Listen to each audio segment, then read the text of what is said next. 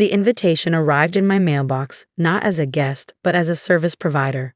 Catering contract, Palmer 40th anniversary celebration, was printed in elegant gold lettering across the cream envelope. I stood in my kitchen, hands trembling as I opened it, already knowing what I find inside. My name is Charlotte Palmer, and at 35, I'm one of the most sought-after chefs in Boston. My restaurant Maison has 2 Michelin stars and a 6-month waiting list. But to my parents, I'm still just the disappointment who chose cooking over law school, the daughter who embarrassed them by working with her hands instead of following the path they'd laid out. The contract was typical, expected number of guests, 200, dietary requirements, and a proposed menu that made me wince. It was exactly the kind of safe, predictable food my mother would choose. At the bottom, her signature was already there, along with a note in her precise handwriting. We expect nothing but perfection for this event, Charlotte. Don't embarrass us. I set the contract down on my kitchen counter, next to the morning's mail. Among the pile was another letter, this one from my grandmother's lawyer. I'd been avoiding opening it for days, but something about the timing felt right. With steady hands, I broke the seal. Dear Ms. Palmer, it began, as executor of your grandmother Eleanor Palmer's estate, I am pleased to inform you that following the reading of her will, you have been named the sole inheritor of both her estate and her shares in Palmer Industries. I had to read the words 3 times before they sank in. My grandmother, my father's mother, had left everything to me, not to him, not to my perfect older sister Margaret, but to me. The estate, the shares, even her beloved vineyard in Napa. Everything my father had assumed would be his was now mine. My phone buzzed. A text from my mother. Have you reviewed the contract? We need an answer by tomorrow. Your father insists on having Maison cater this event. Of course he did. Despite refusing to eat at my restaurant, despite never acknowledging my success, they still wanted to use my name, my reputation, to impress their friends. I thought about all the family events I'd been excluded from over the years, all the times they'd made it clear I wasn't good enough to be a Palmer. I picked up my phone and typed, "I'll do it. Send me the guest list and I'll handle everything." "Excellent," she replied instantly. "The guest list is attached. Remember, nothing too experimental. These are sophisticated people, Charlotte." I opened the attachment, pages of names, the who's who of Boston society. My name wasn't among them, of course. I was just the help. That evening, as I sat in my office at Maison reviewing the contract, my sous chef Marcus knocked on the door. "Hey boss, you okay? You've been staring at that paper for an hour." I looked up at him, a plan already forming in my mind. "Marcus, remember when we talked about that pop-up concept, the one with the interactive tables and performance elements?" He nodded, eyes lighting up. "The one where we turned dinner into theater?" "Yeah, that was brilliant. But you said it was too risky for Maison." "It is," I agreed, a smile spreading across my face. "But I think I found the perfect event to test it out." Marcus raised an eyebrow. "Your parents' anniversary? Are you sure that's wise?" I handed him the letter from my grandmother's lawyer. As he read it, his eyes widened. "Holy shit, Charlotte. This changes everything." "Yes," I said, feeling more confident than I had in years. "Yes, it does. Call the team. We're going to give my parents an anniversary celebration they'll never forget." Over the next few weeks, I threw myself into the preparations. Every detail was meticulously planned, every element carefully chosen. I hired performers, designed custom tables with built-in screens, and created a menu that would tell a story, my story. My mother called constantly, trying to micromanage everything. "Charlotte, the Hendersons are vegetarian now, and the Whittakers don't eat shellfish. Are you sure you can handle all these restrictions?" "Everything is under control," I assured her each time, not mentioning the real plans taking shape behind the scenes. A week before the event, my sister Margaret showed up at Maison during dinner service. She stood at the host stand, perfectly coiffed in her designer suit, looking down her nose at everything.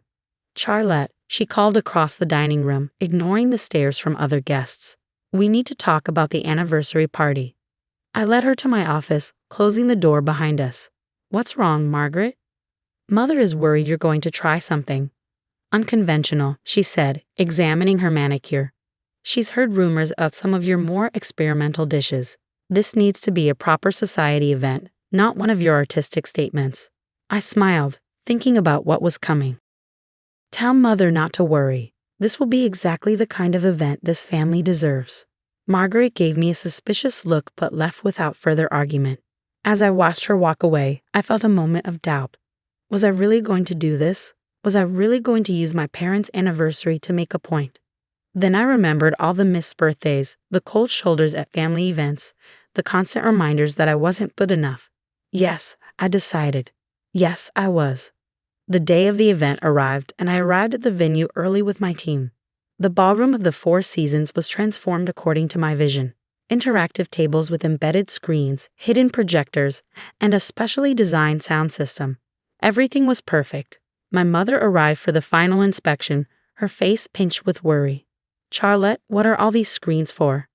"This looks more like a tech conference than an anniversary celebration."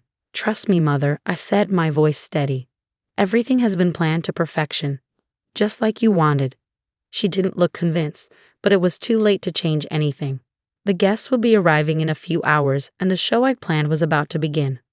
Little did they know, this anniversary celebration would be talked about in Boston society circles for years to come, just not for the reasons they expected. The guests began arriving at 6, filing into the ballroom in their finest attire. From my position in the kitchen, I watched through the service entrance as my parents greeted everyone, accepting congratulations and gifts with practiced grace. My father in his custom tuxedo, my mother resplendent in a designer gown. They looked every bit the power couple they'd worked so hard to become. I checked my watch. 20 minutes until dinner service would begin. My team moved with precision around me, each person knowing their role in what was about to unfold. The interactive tables were already programmed, the projectors tested, the timing rehearsed to perfection. "Charlotte," Marcus called softly from beside me. "The lawyer's here." I nodded, watching as my grandmother's attorney, Mr. Harrison, took his seat at one of the central tables. He was the only person besides Marcus who knew what was coming. His presence was essential for what I had planned. At precisely 6:30, my mother clanked her glass, signaling for everyone to take their seats. The tables, which appeared normal except for their slightly glossy surface, would soon come alive with my story. "Before we begin dinner," my mother announced, her voice carrying across the room, "Robert and I want to thank you all for being here to celebrate 40 years of marriage. And of course, we must thank our daughter Charlotte for catering this evening's meal." A polite smattering of applause followed. I noticed how she didn't refer to me as their daughter, just Charlotte. Always keeping that distance, that distinction. I stepped out of the kitchen, nodding acknowledgement to the guests. My father didn't even look in my direction, too busy chatting with some business associates.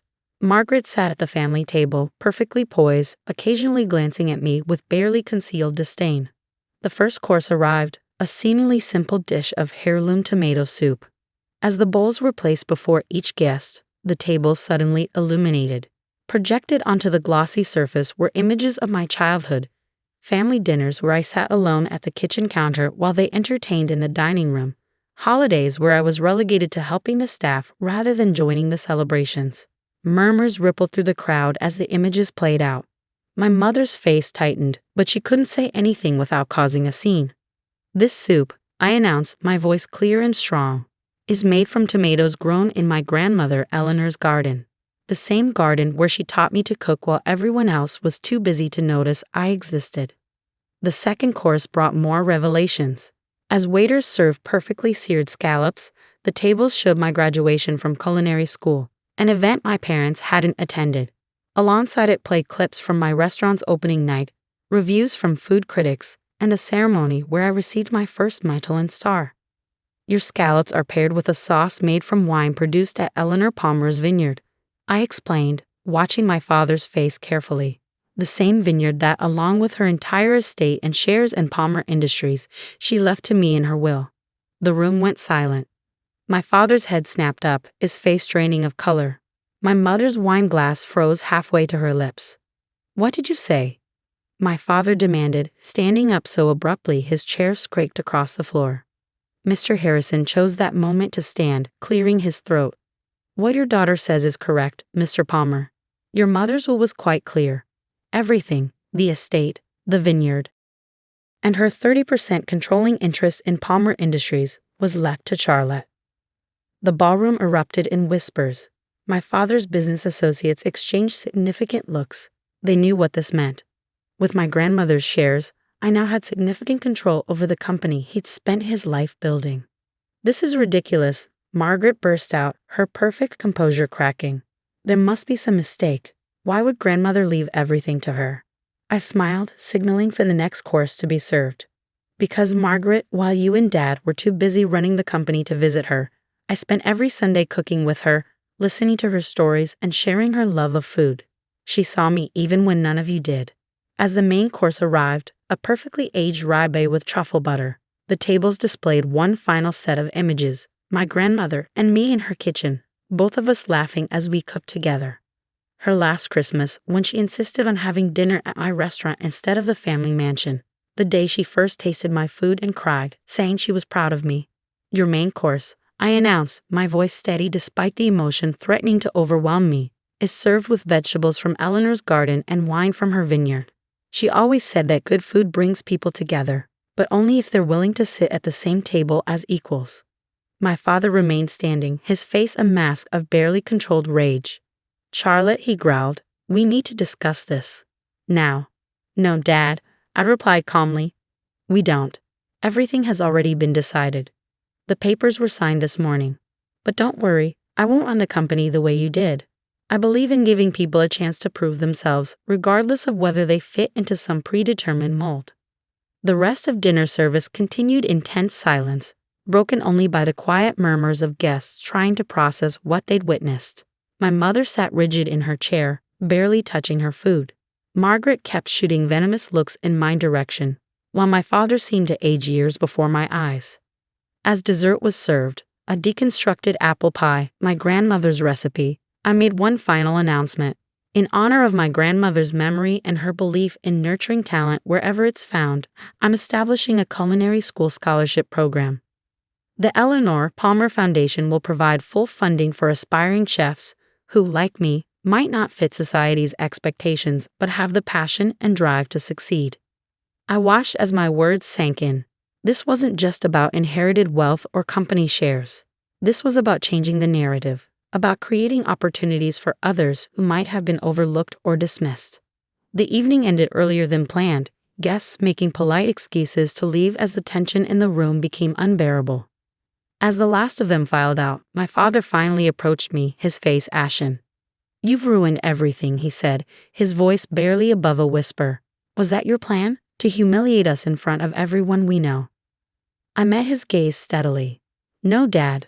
My plan was to show you exactly what you've been missing all these years, what you threw away because it didn't fit your perfect vision of what this family should be." The aftermath of my parents' anniversary celebration sent shockwaves through Boston's elite social circles.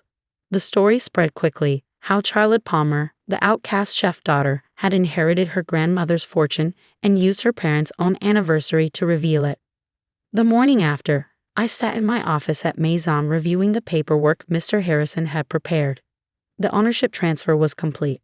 I now controlled not only my grandmother's estate but also had significant influence over Palmer Industries. My phone hadn't stopped buzzing since the event. Texts from Margaret ranged from threats to desperate attempts at reconciliation. My mother's messages were similarly mixed, alternating between guilt trips and offers to discuss things like family. But it was my father's single email that caught my attention. "Charlotte, what you did last night was calculated and cruel. You've not only embarrassed this family but potentially damaged the company I spent my life building.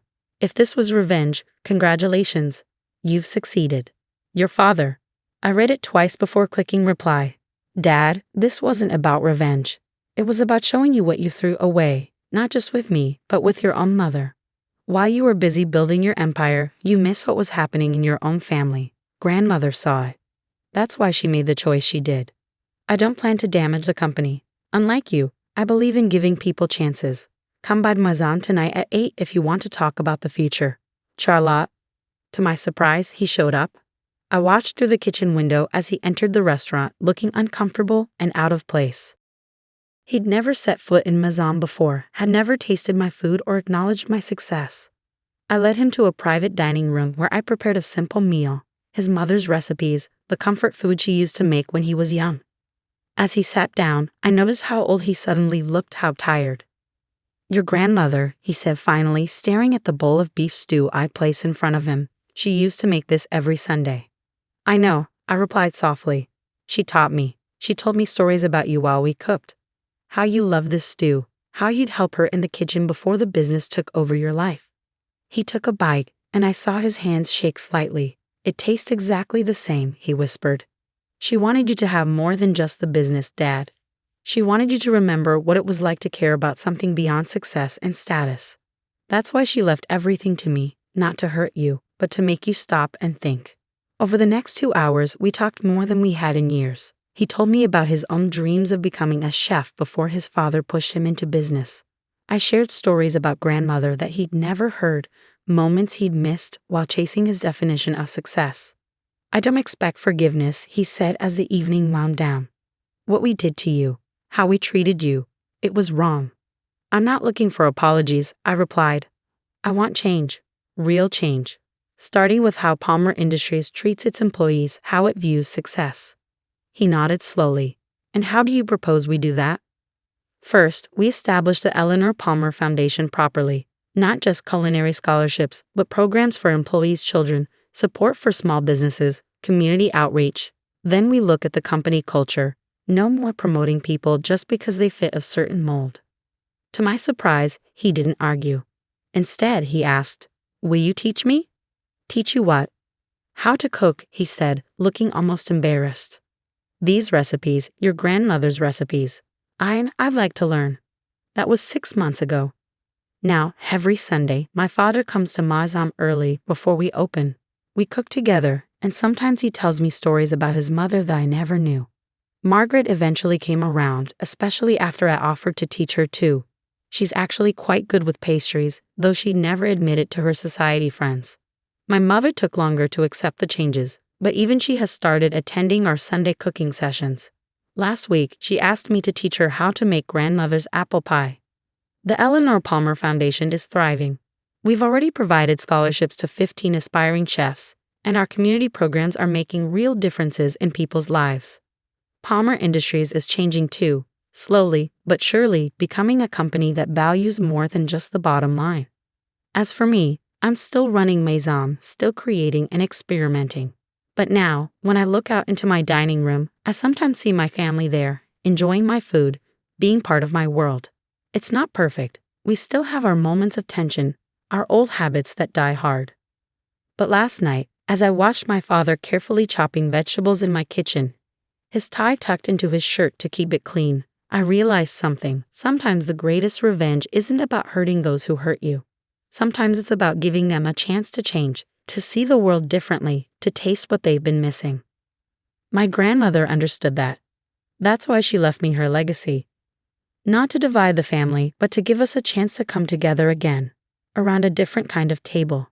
The menu at Mazan still features that tomato soup from the anniversary dinner, but now beneath its description on the menu, there's a small note.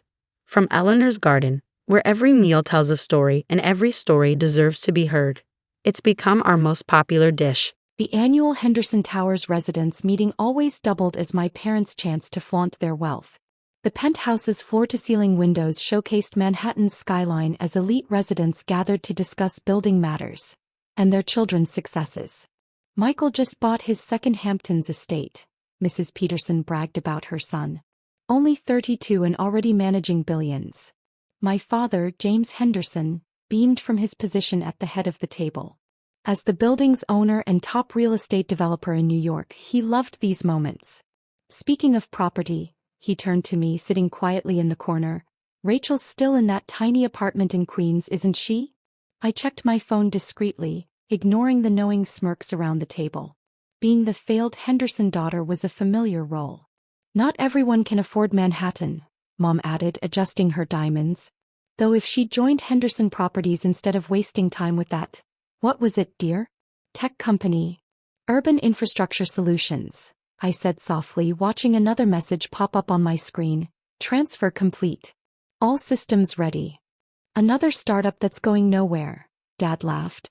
You know, Rachel, real estate is about tangible assets, not computer games. Still living in a rental, Mrs. Peterson clicked her tongue. At your age. We offered her a position, Mom sighed dramatically. Junior property manager. Even with no experience. Actually, I stood slowly checking my watch. I'd like to discuss urban infrastructure solutions. Dad waved his hand dismissively. Rachel, please. These are serious property owners here. Not some tech fantasy. Oh, this is very real, I replied just as the building manager burst through the door. Mr. Henderson. The building systems. They're not responding. Someone's taken control of. What do you mean, taken control? Dad snapped. As if on cue, the penthouse lights went dark. The elegant room plunged into shadows, lit only by the city lights beyond the windows. That would be me, I said calmly, pulling out my tablet. Or more specifically, urban infrastructure solutions. We now control all digital infrastructure in Henderson Towers. And as of 3 minutes ago, I paused, savoring the moment. We own the building. The annual Henderson Towers residents meeting always doubled as my parents' chance to flaunt their wealth. The penthouse's floor-to-ceiling windows showcased Manhattan's skyline as elite residents gathered to discuss building matters and their children's successes. Michael just bought his second Hamptons estate, Mrs. Peterson bragged about her son. Only 32 and already managing billions. My father, James Henderson, beamed from his position at the head of the table. As the building's owner and top real estate developer in New York, he loved these moments. Speaking of property, he turned to me, sitting quietly in the corner. Rachel's still in that tiny apartment in Queens, isn't she? I checked my phone discreetly, ignoring the knowing smirks around the table. Being the failed Henderson daughter was a familiar role. Not everyone can afford Manhattan, Mom added, adjusting her diamonds. Though if she joined Henderson Properties instead of wasting time with that, what was it, dear? Tech company. Urban Infrastructure Solutions, I said softly, watching another message pop up on my screen. Transfer complete. All systems ready.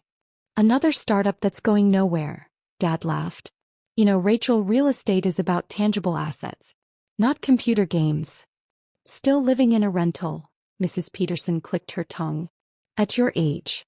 We offered her a position, Mom sighed dramatically. Junior property manager. Even with no experience.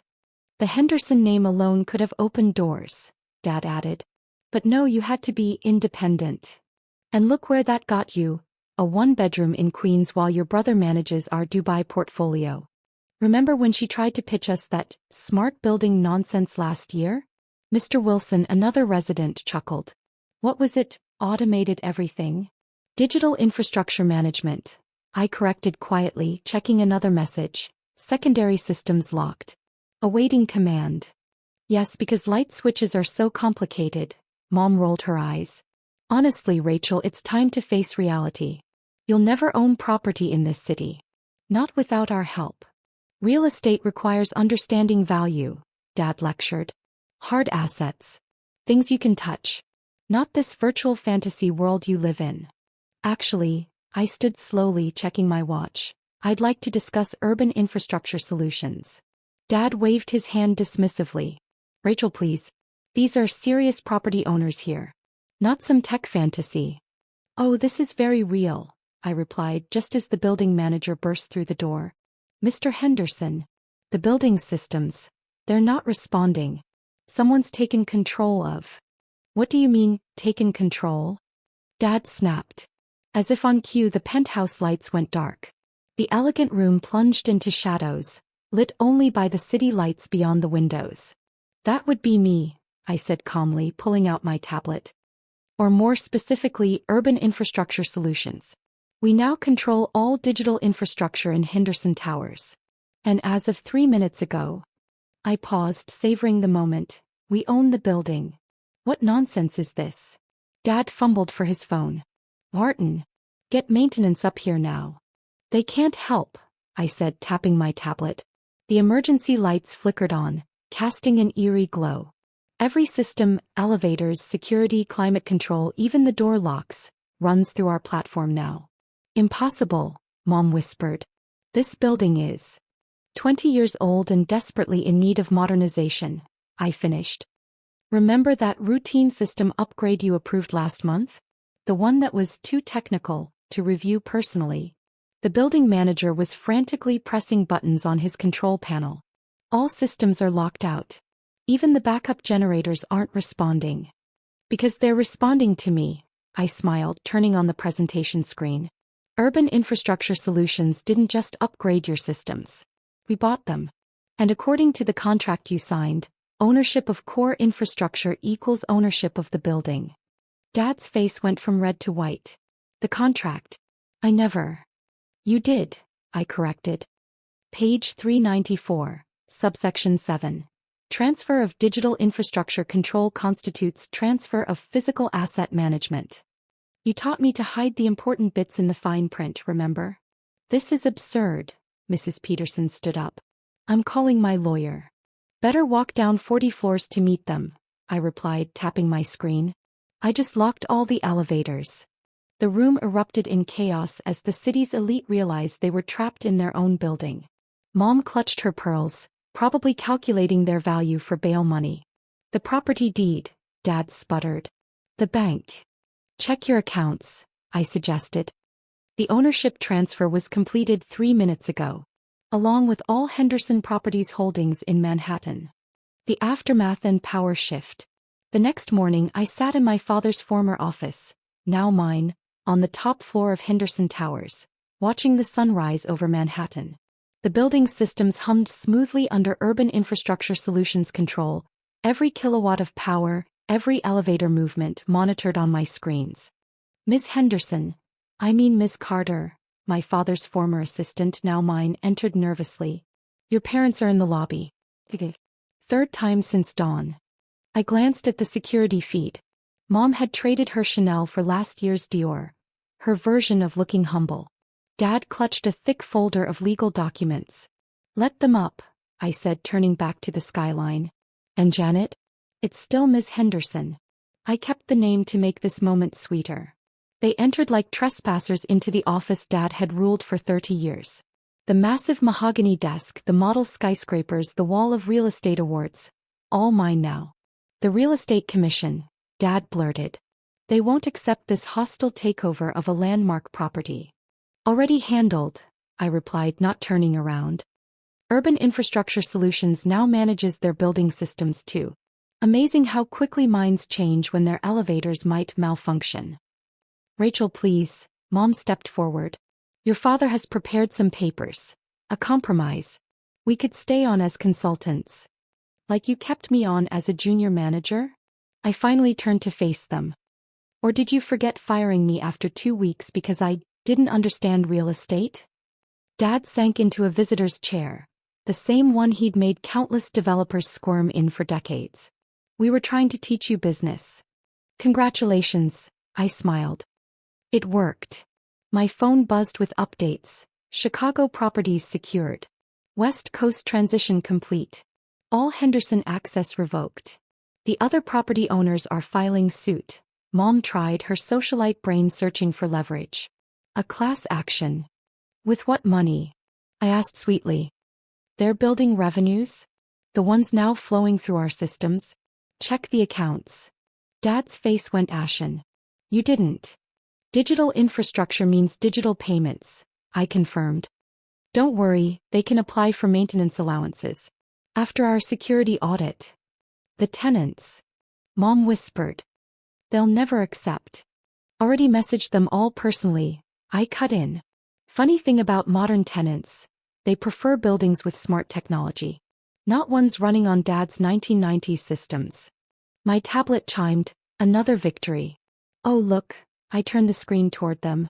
The city just approved our proposal to manage all municipal building systems. Speaking of which, I tapped my screen and the lights in their penthouse apartment went dark. Your power consumption seems a bit high. What do you want? Mom finally asked, defeated. Money? Position?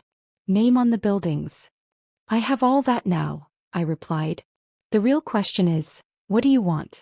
Because right now, you can't even access your own apartment without my permission. The irony wasn't lost on them.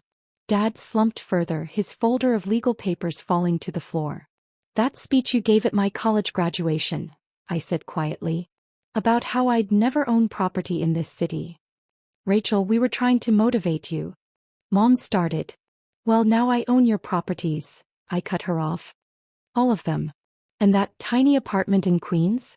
It was just a test site for our systems. My phone buzzed again. The mayor wanted to discuss smart city infrastructure. I stood, smoothing my new suit. Security will show you out, I said, picking up their folder without opening it. I have a call with City Hall. Dad? About that compromise. I dropped the folder in the shredder. We're not accepting outdated proposals anymore. As they left, I watched their reflections fade in the window glass. Below, their former building gleamed in the morning sun, every system responding to my command. My assistant appeared with the secured line. The mayor is holding Miss Henderson. I sat in my father's chair, my chair now, and smiled. Tell him the future of real estate is ready for discussion. And Janet. I glanced at Dad's old nameplate now in the trash. Turn the heat back on in the penthouse. Let's show them how modern property management really works.